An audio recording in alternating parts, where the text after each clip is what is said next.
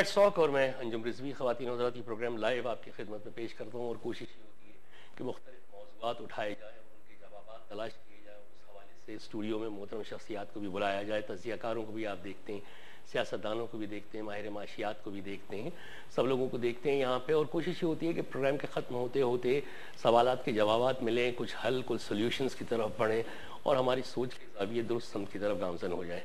बलूचिस्तान, मैं पिछले कई प्रोग्राम्स बलूचिस्तान पे भी कर चुका हूँ और आज का भी मेरा मौजू जो है वो महवर प्रोग्राम का बलूचिस्तान इसलिए रहेगा कि मुख्तलिफ सूरत हाल से वास्ता पड़ता है। हम अपने यहाँ पे बलूच दोस्तों से मिलते हैं, उनका वर्जन कुछ और होता है, हुकूमत का वर्जन कुछ और होता है, वज़ारत दाखिला का वर्जन कुछ और होता है। बलूच कहते हैं कि उनको उनके हुकूक नहीं मिल रहे। हुकूमती हल्कों की जानिब से कहा जाता है कि 1-1.5 शरपसंद हैं जो बलूचिस्तान में सिविल डिसोबीडियंस पैदा कर रहे हैं और उन पर काबू पा लिया जाएगा। एजेंसीज़ का अपना एक किरदार है, उनसे भी बड़ी शिकायतें हैं, लापता लोगों का मसला होता है। अक्सर सवालिया निशान ये भी होता है कि सुप्रीम कोर्ट जब वहाँ सुमोटो लेती है मिसिंग पर्सनस का तो उसमें बलूचिस्तान का जिक्र क्यों नहीं होता। बहुत सारे सवालात हैं और ये सब गुत्थी जो है वो हमें कंफ्यूज भी करती है, हमें डराती भी है। हमारे सामने मशरक़ी पाकिस्तान का एक इतना बड़ा सानिया है और देखना यह है कि क्या हमने अपने हालात से वक्त से कोई सबक नहीं सीखा, कि अब भी हमारी आंखें नहीं खुलेंगी। हम कैसे नाराज़ दोस्तों को मना सकते हैं, अपने भाइयों को दोबारा अपने साथ मेन स्ट्रीम लाइन में शामिल कर सकते हैं। बलूचिस्तान के स्टूडियो में मेरे साथ इस वक्त तशरीफ रखते हैं कराची डिवीज़न के सदर हैं पाकिस्तान मुस्लिम लीग काफ के जनाब अमानुल्लाह पराचा साहब और मेरे साथ तशरीफ़ रखते हैं साफ़ी हैं, तज़कियाकार हैं जनाब परवेज़ बख्शी साहब। अब दोनों हज़रात का बहुत बहुत शुक्रिया स्टूडियो तशरीफ़ लाने का। अमानुल्लाह पराचा साहब, जैसे मैंने कहा कि बलूचिस्तान के हवाले से इतनी कन्फ्यूजिंग सी सूरत हाल है, मीडिया जो है वो वहाँ जा नहीं पा रही है। हालात इस तरह के हैं, हम लोग जाते हैं तो कोयटा तक महदूद हो जाते हैं, बल्कि कोयटा के कुछ इलाकों तक तो हमें ब्रीफिंग्स के सहारे फिर अपनी रिपोर्ट्स बनानी पड़ती हैं। जबकि हमारे बलोच दोस्त ये कहते हैं कि आप लोगों को तो सूरत हाल का वहाँ पता ही नहीं है, कितनी एट्रॉसिटीज़ हो रही हैं। लेकिन मेरे लिए एक सवालिया निशान ये है कि वो कौन से ऐसे ग्रीवियंसेस हैं कि वहाँ बहुत सारे स्कूल्स में पाकिस्तान का कौमी तराना नहीं बजाया जा रहा, पाकिस्तान का परचम नहीं लहराया जा रहा। ये किस बात की तरफ गमाज़ है, किस तरफ है? इसका पहले तो आप मुझे तज़किया करके आप बताइए। बिस्मिल्लाहिर्रहमानिर्रहीम। अंजू भाई, बहुत बहुत शुक्रिया कि आपने मुझे अपने प्रोग्राम में बुलाया। बिल्कुल आपने ठीक फरमाया, जिस तरीके से आपने प्रोग्राम को स्टार्ट करने में ये बात कही कि क्या क्या मसाइल आए हैं बलूचिस्तान के मामले में। इस वक्त फ़ौज, ब्यूरोक्रेसी, सियासतदानों, सिविल सोसाइटी, NGOs, पाकिस्तान के तमाम दानिश्वर, तमाम वो लोग जो पाकिस्तान की बका और बचाव चाहते हैं, संजीदा तबके, सबको चाहिए कि वो मिल बैठ कर सोचे कि क्या क्या तदारुक, क्या वजूहत हैं जो बलूचिस्तान के अंदर आज जो साजिशें हो रही हैं, जिस तरीके से वहाँ लोगों को क्या कहा जा रहा है कि लोगों के हकूक को सलब कर लिया गया है।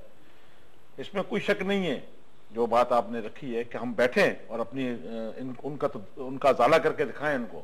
लेकिन इसके साथ साथ मैं ये भी कहूँगा कि जहाँ जो बात कर रहे हैं कि वहाँ 231 सरदार हैं और 3 सरदारों ने पाकिस्तान के खिलाफ अल्लाह में बगावत बुलंद किया है, उनमें से 2 ऐसे हैं जो बुख्ती साहबान हैं।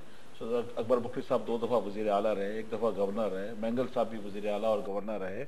लेकिन उन्होंने, इसमें कोई शक नहीं है, जो सरदार अकबर खान बुख्ती के साथ किया गया बड़ा जुल्म हुआ। उनकी शहादत जो है वो बड़े पाकिस्तान पे उसके बड़े असरात पड़े हुए हैं, जिसकी वजह से ये मसला शुरू हुआ। लेकिन आप इसके साथ भी इन सरदारों ने और इन नवाबों को भी चाहिए कि वो अपनी हालत को उन लोगों के साथ बदलें। उन्होंने अपने लोगों को क्या दिया है, यानी वहां पे भी, यानी वहां ऐसे को भी शरीक कर देते हैं इस गुफ्तगू में। जरा अपनी बात को खत्म कर लूं, क्योंकि वजह है कि फिर तो उसकी नहीं मिलेगी। लोगों को भी जब आप उनको इस तरह पेश आएंगे और उनके जो है जो लोग गरीब लोग हैं, वहाँ की जो जिंदगी है बाद जगह पे तो जानवरों से बदतर जिंदगी गुजार रहे हैं। ऐसे हालात में जो वो लोग, ये जो नवाब और सरदार हैं, ये एक ऐसी पिक्चर पेश कर रहे हैं कि जैसे बकिया पाकिस्तान ने उनको कोई चीज प्रोवाइड नहीं की, जबकि खुद वो अभी भी बलोच असेंबली में बैठे में, अभी भी वजीर आला बलोच है, अभी भी गवर्नर बलोच है, असेंबली के अंदर तमाम लोग मिनिस्टर बलोच हैं। तो वो क्यों नहीं अपने अवाम को अब तक ऐसी चीजें पहुंचा सके, जिससे अवाम के अंदर जो है वो महरूमी दूर हो। ये बड़ा अच्छा नुकता है आपका परवेज बख्शी साहब, आपको भी शरीक करते हूँ गुफ्तगू में। ये अच्छा नुकता है, जैसे इन्होंने ये कहा कि बलूचिस्तान में इस वक्त मसलन सूबाई असम्बली में जो मेंबरान हैं उनमें से 2 या 3 के अलावा तो सब मिनिस्टेरियल या इन्हीं उस पर हैं, मुशीरों पे यानी गवर्नमेंट लेवल्स पे, वो कुछ डिलीवर नहीं कर रहे हैं अपने आवाम के लिए। वहाँ पे एक नुमाइंदा असम्बली तो मौजूद है। बिस्मिल्लाहिर्रहमानिर्रहीम। मिर्ज़ी साहब बहुत शुक्रिया, आपके पर पहले भी प्रोग्राम मैं भी आ चुका हूँ, ये भी आ चुके हैं। ये सिलसिला सिर्फ एक बलूचिस्तान का नहीं है, ना एक बलूचिस्तान के सरदारों का है। मेरी अर्ज ये है, ये जो सिस्टम हमारा चल रहा है, जो आज से 100 साल से या 200 साल से इन इलाकों में सरदारी निज़ाम कहीं बढ़े रहे हैं, कहीं है, बेसिकली उन्होंने उनकी ज़िंदगी को कैप्चर किया हुआ है। पहले भी हमने इस बात के बारे में डिस्कस किए। मेन मसला जो पाकिस्तान का है, जिसमें बलूचिस्तान भी शामिल है, इसमें कोई शक नहीं, ये हमारे हिस्से हैं, हमारे जिस्म के हिस्से हैं। हमारे कोई मुसीबत कहीं पर भी आएगी तो हमारा जिस्म मुतासिर होगा उससे। बेसिक चीज़ है ना, जो गुर्बत है, जो महंगाई इस 3 साल में पूरे पाकिस्तान में अगर आप देखा जाए, जो 60 साल में जो कीमत 20 रुपए थी वो अब 100 रुपए हो गई है। 400-500% गुर्बत और महंगाई जो है ना फ्रस्ट्रेशन पैदा करती है और इनकलाबी चीजें पैदा होती हैं। वो एक 4 सरदार या 3 सरदार की बात नहीं है, यहाँ तो हजारों सरदार हैं। जो पहले भी मैंने एक प्रोग्राम में आपको कहा था, जब बसें भर के लाते हैं और वोट डलवाते हैं, बात यह है जब तक आप गरीब के घर में उसका अनाज, आज आप चावल की बात नहीं कर रहे हैं, आज आप तेल की बात नहीं कर रहे हैं, आज आप रोटी की बात नहीं कर रहे हैं, आज हम कहते हैं सैलेड में क्या हो रहा है, फला जगह पे क्या हो रहा है। ये टॉपिक आपका बहुत खूबसूरत टॉपिक है, ये वाकई में सेंसिटिव है, मगर इसका रीजन ये है बलूचिस्तान का, अगर वहां के अवाम में वहां पर इंडस्ट्रियां लगाई जाए, सरदारों को छोड़ दिया जाए, गवर्नमेंट ऑफ पाकिस्तान इसमें एक्शन ले, वहां पर जो गुर्बत खत्म करने का काम कहां करने देते हैं, वो तो सरदारों को नहीं सर, बात सुनिए, सरदारों की अपनी जेलें हैं, नवाबों की अपनी जेलें हैं, वहां कोई बंदा, कई इलाकों के अंदर ना वहां थाना है, ना वहां स्कूल है, ना देखिए बताऊं मैं आपको, पूरे बलूचिस्तान में 30 डिस्ट्रिक्ट है, 5 यूनिवर्सिटी है, 25 डिग्री कॉलेज बॉयज के और 11 डिग्री कॉलेज लड़कियों के। ऐसी सूरत हाल में जब शरह खानगी 17.5% से ऊपर ना हो, ऐसी चीज पर जब आप, ये आपकी सूरत हाल होगी और आपका जो सरदार और नवाब है वो अपने अवाम को ये कहे, खुद तो वो ठाट बाट की जिंदगी गुजार रहा है, उसके तो देखे तो सही। आज भी जो हमारे लोग जो हुक्मरान वहां बैठे हैं वो कराची में रहना, अपने आप को रहने की तरजीह देते हैं। मतलब है कि इकोनॉमिक बात है जो मैं कहने जा रहा था, बात वो हुकूक की बात करते हैं, उसको डिलीवर तो नहीं किया, डिलीवर कौन करेगा? पाकिस्तान है, गवर्नमेंट ऑफ पाकिस्तान है। अब आप सराइकी इसमें जाइए, ईस्ट पंजाब में जाइए, उसके वहां पे तो अलहदगी की बात नहीं हो रही, पाकिस्तान की ज्यादा सूरत हाल है क्योंकि अलहदगी की बात हो रही है। अलहदगी में भी देखें दो बड़े, मुझे कोई अल्हम्दुलिल्लाह मुझे अल्लाह की जात के ऊपर भरोसा है कि वहां 2 बड़े सिस्टम है, एक पश्तून बेल्ट है, एक बलोच बेल्ट है। पश्तून बेल्ट अल्हम्दुलिल्लाह महफूज है, जहां बलोच बेल्ट है वहां वो लोग, जो लोग इसमें भी 231 सरदारों में से 3 सरदार मैंने कहा है, ऐसी सूरत हाल। लेकिन सबसे बड़ा जो खतरनाक एलिमेंट है वो है फॉरेन एलिमेंट, यानी अमेरिका की CIA, मोसाद और रा इकट्ठी काम कर रही हैं बलूचिस्तान में। आपको मैं अभी कुछ दिन पहले मकासद के लिए, वो किन मकासद, सेपरेशन, क्यों वो एक प्रेशर, बड़ी अच्छी बात कही है, वो एक प्रेशर देना चाहते हैं पाकिस्तान को। 2 चीजें उनके दिमाग में, एक तो अभी इस वक्त चाहते हैं कि 5 बड़े, अमेरिका से प्रेशर करना चाह रहा है पाकिस्तान को कि 5 बड़े मसाइल हैं उसके। वो चाहता है कि नेटो की सप्लाई जारी हो, इंटेलिजेंस के तबादले हों, वो चाहता है कि जो डॉक्टर शकील जो है उसको आजाद कर दिया जाए, नेटो की सप्लाई जारी कर दिया। ये 5 बड़े पाकिस्तान को प्रेशर करना चाहता है। वो बलूचिस्तान के अंदर ये दहशतगर्दी करवा कर राह के जरिए खुद जो है वो ट्रकों को ट्रक भरे। अभी कुछ दिन पहले DGI एक्स DGI ने कहा कि ट्रक के ट्रक भर के आए हैं वहां पे। जरा सा मुझे भी बोलने का मौका दिया जाए मादरत के साथ। देखिए ना, एक बात जो आपने कही ना, ट्रक के ट्रक भर के आ रहे हैं, आप सारी बातें बाहर पे डाल रहे हैं, आप यहूदियों पर डाल रहे हैं, क्रिश्चियन, मेरा सुनिएगा जरा थोड़ी सी बात को, आप उस पर डाल रहे हैं। आप आपके अंदर जो एलिमेंट काम कर रहे हैं, जो आपको 2 नंबर दवाइयां बेच रहे हैं, जो महंगाई आसमान पे बातें कर रही है, पेट्रोल ईंधन आप बड़ा चला जा रहा है। बिल्कुल, ये भी बहुत, ये रीजन आप नहीं मान रहे, आप अपने घर के मामलात को आप दूसरे के ऊपर डाल रहे हैं। मैं कह रहा हूं कि इस वक्त हमारे मुल्क में हमारी बका का सवाल है। अगर हमें अपने मुल्क को बचाएंगे तो आगे हमारे हमारी